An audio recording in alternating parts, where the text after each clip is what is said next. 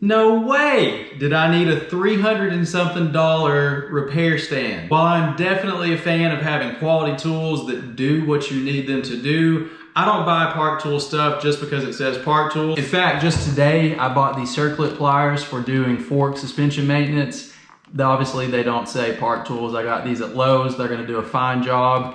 So I don't believe in buying stuff just because of a name, but I was interested in getting a quality repair stand. I've been using a very cheap stand for several years now. I didn't want to make just a marginal jump in features and quality just to regret it a few months saying, I wish I had sprung just a little bit more to get a nicer quality stand. So I'm going to unbox this thing, I'm going to put it together, I'm going to use it, I'm going to let you know, is it worth springing the extra over, say, the PCS9 or the 10.2? So let's check it out. Definitely get some stickers, that's kind of cool.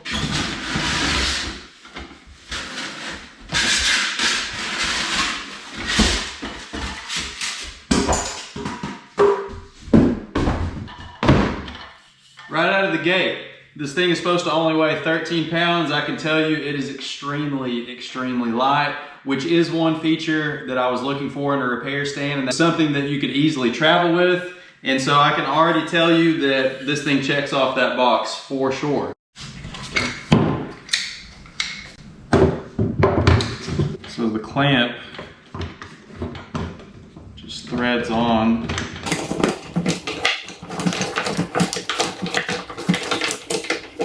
Like so. So straight out of the box, literally all you have to do is screw in the clamp.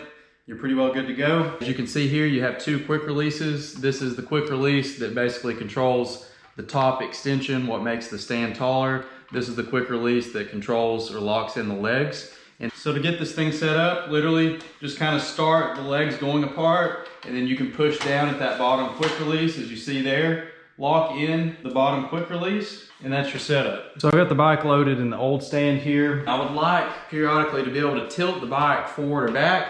You can see that the stand has the feature to be able to do that, and yet there's no amount of force that I can put through this rear clamp to be able to prevent this from rotating forward. Here I've turned it as hard as I can personally turn it.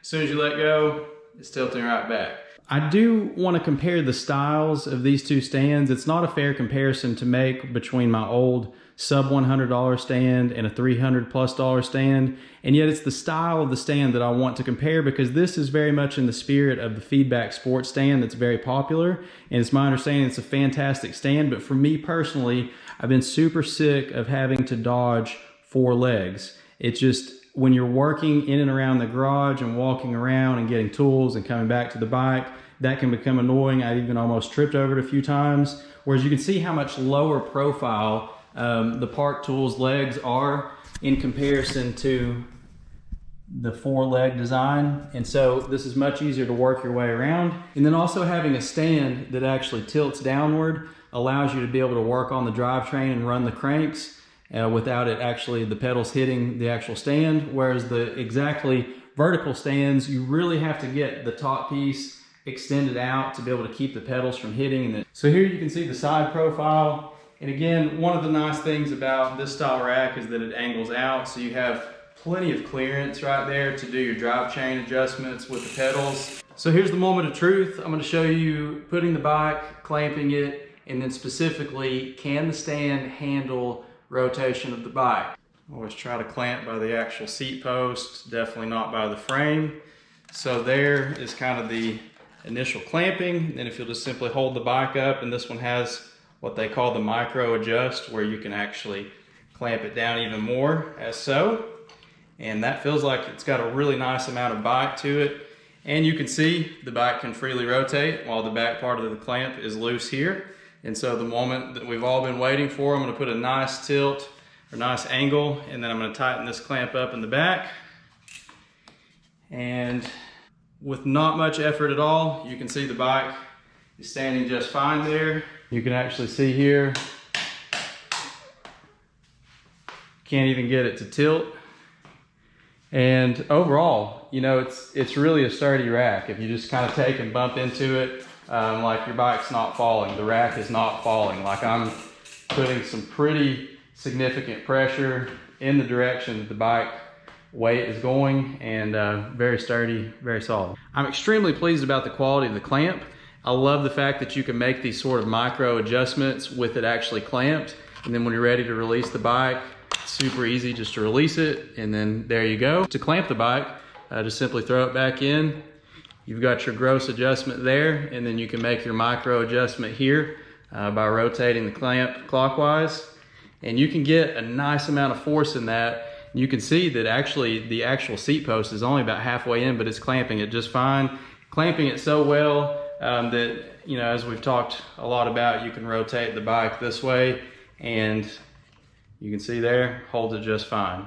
All right, guys, so I'm following up with you about 1 month post-purchase of the PRS-25 stand. I was really assuming that I was going to have significant buyer's remorse for springing for such an expensive stand, and that could not be further from the truth. I have absolutely loved having this stand in my garage. It's seen a ton of use. Coming out of the COVID-19 shutdown, I've spent a ton of time in the garage working on bikes, making adjustments, upgrades, etc. This stand has not let me down in one single maintenance situation. The positioning of the bike on this stand is phenomenal. I feel like I can get it in any position that I need to do an optimal repair. I've even done a bottom bracket and crankset installation on this where you're having to literally torque these GX cranksets to 54 Newton meters, which is a ton of torque, and this stand is taking care of me on that. I've also really used and played up on the height adjust of the stand. You can actually adjust this stand with the bike on the actual stand. Is it worth going with the PRS-25 over, say, the PCS 9.2 or the 10.2?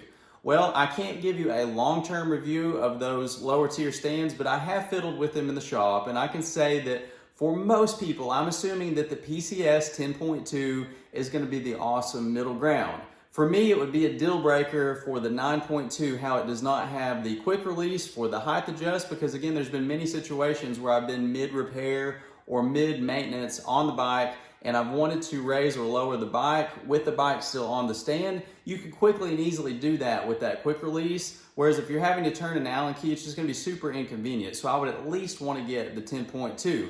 From there, then you just have to ask yourself, is weight a priority, and do you want the pro level clamp? The 10.2 still has the micro adjust, which I really, really like. The PRS-25, the clamp is a little bit smaller, so you can fit it on tighter spaces if that's more of a priority for you. And again, it's several pounds lighter to get the 25 over the 10.2. And I really think that you can actually generalize what I love about this stand to the PCS 10.2. One thing I do notice on the 10.2 and messing around with it in the bike shop is that it does seem just a little bit more flexy than this stand, but it's not by much. They're both super stable stands, and for such a price difference, I'm not sure that going up to the 25 is going to be worth it for the majority of people. And I definitely think you can notice a premium over the 10.2 of the stand, so do not let me downplay it. But for the cost difference, I think for most home mechanics, 10.2. Hopefully you found this review helpful. If you're looking for a couple of relatively inexpensive upgrades, check out my video on the RockShox Megneg Air Can upgrade or the RockShox 2021 Debonair upgrade for the RockShox Pike, Lyric, Yari, or Revelation. Please subscribe to the channel, hit those notifications because I'm going to be bringing you more reviews. Also check out my Biking with Pain series where I cover common pain problems from spending a lot of time on the bike. As always, thanks for watching.